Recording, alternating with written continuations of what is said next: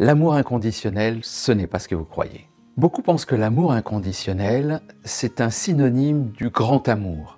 Le grand amour qu'on peut ressentir lorsqu'on rencontre quelqu'un, votre amoureux, votre amoureuse, et la première fois vous rencontrez, ah mais je l'aime, elle m'aime, vous voyez, hein, c'est énorme, c'est énorme.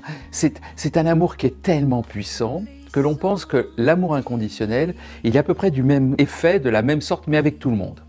Mais c'est pas du tout ça. L'amour inconditionnel, ce n'est pas le grand amour romantique, mais ce n'est pas non plus un sentiment. Ce n'est pas en rapport avec le sentiment amoureux, le sentiment que vous pouvez avoir avec vos enfants, avec vos amis. Ça, c'est ce qu'on appelle la philia, ce que vous avez avec vos enfants et vos amis. Et l'amour romantique que vous pouvez avoir avec votre amoureuse, votre amoureux, on appelle ça éros. Ce sont des mots grecs qui sont des mots qui désignent différents types d'amour.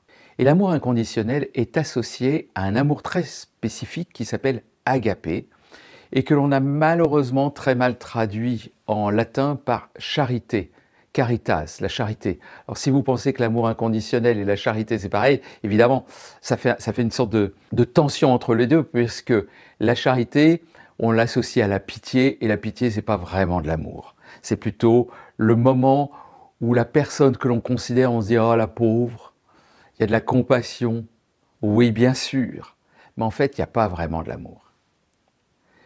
L'amour inconditionnel, c'est une reconnaissance. Ce n'est pas un sentiment. C'est l'endroit où tout d'un coup on voit l'autre comme nous-mêmes. On se rend compte que l'autre, il est de la même nature que nous. Nous sommes deux âmes qui sont en contact avec le divin, qui appartenons au même espace. Comme on dirait deux vagues dans l'océan qui reconnaissent qu'elles ne sont que deux vagues dans l'océan, mais elles appartiennent au même océan. Et à ce moment-là, dans le regard de l'autre, je me vois, ou plus exactement, je vois l'autre qui est en train de me voir et il me voit comme moi je regarde l'autre. Vous voyez, c'est cet endroit de mise en abîme, comme si on était devant un miroir, il y avait un miroir derrière, un miroir devant, et tout d'un coup, il y a une infinité de nous-mêmes devant, une infinité de nous-mêmes derrière. Et quand je prends conscience de ça, alors, ce n'est pas un sentiment amoureux que j'ai, il y a juste « waouh, t'es là, toi ». Tu es là dans cette présence avec moi, à cet endroit-là, comme moi je suis là. J'aime bien dire cette phrase, c'est on fait le même voyage quelque part et on se rencontre là, maintenant.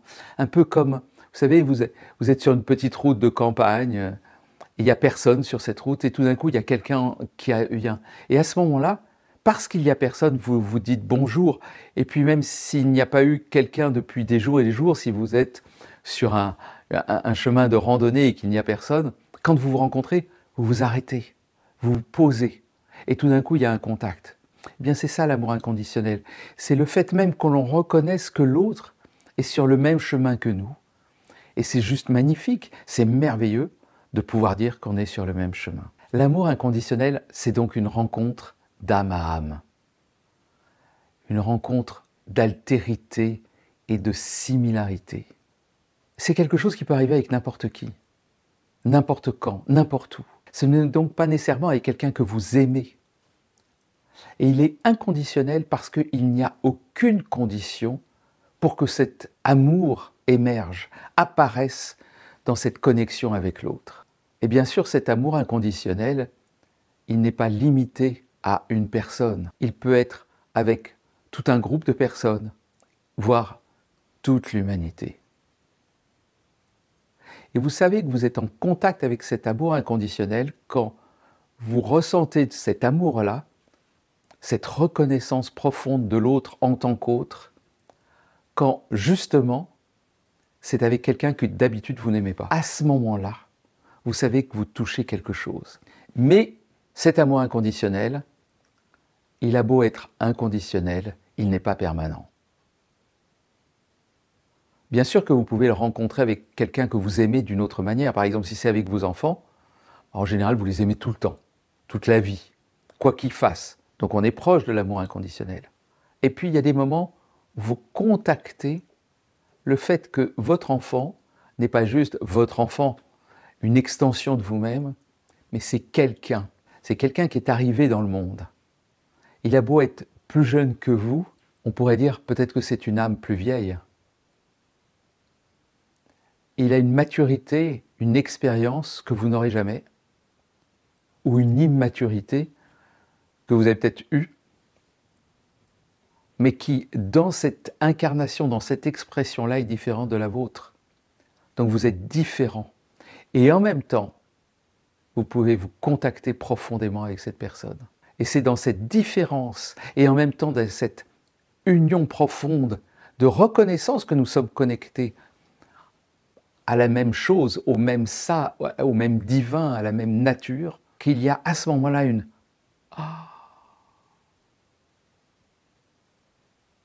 prise de conscience qui en même temps est amour.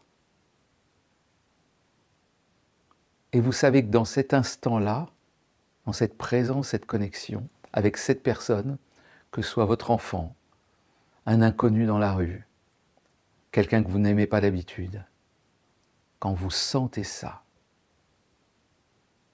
vous sentez que le divin est là parmi vous. Et c'est pour cela qu'on parle d'agapé. Et c'est le mot amour dans la Bible, dans les évangiles, c'est traduit toujours, enfin ça s'est exprimé en grec, par le mot agapé. Il ne parle pas de mot éros, c'est agapé. Car à cet endroit-là, quand vous contactez l'amour avec l'autre, vous ressentez l'amour du divin.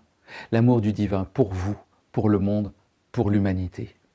Vous devenez amour. Ce n'est plus un sentiment, c'est un état d'être, un état de conscience. Et c'est pour ça que dans la Bible, il est dit que Jésus dit à un moment donné, « Je serai parmi vous chaque fois que deux d'entre vous, vous vous réunirez en mon nom. » Je vais le retraduire avec des mots voilà, qui me parlent plus, c'est à partir du moment où vous contactez la profondeur et la connexion de l'autre dans son humanité profonde, à ce moment-là, le divin est parmi nous.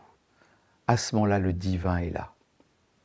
Et pour employer des mots chrétiens, on dirait « Je vois le Christ qui est en toi, parce qu'il y a le Christ qui est en moi, qui voit le Christ qui est en toi. » Et dans le Tantra, on dit « Namasté », qui veut dire « Je vois le divin qui est en toi, et j'honore cette lumière divine qui est en toi. » Et l'autre me dit la même chose. Et tous les deux, nous entrons dans cet espace de connexion, dans cet espace d'agapé. Alors plus ou moins, bien sûr, nous ne sommes pas des machines et ce n'est pas sur un claquement de doigts que nous passons dans cette prise de conscience, dans cet état d'être, dans cet état de conscience particulier où conscience et amour ne font plus qu'un, où toi et moi, nous sommes issus du même être. Finalement, il n'y a pas tant que cette différence, juste des formes de surface. Et là, on peut se dire « Je t'aime » au sens de agapé.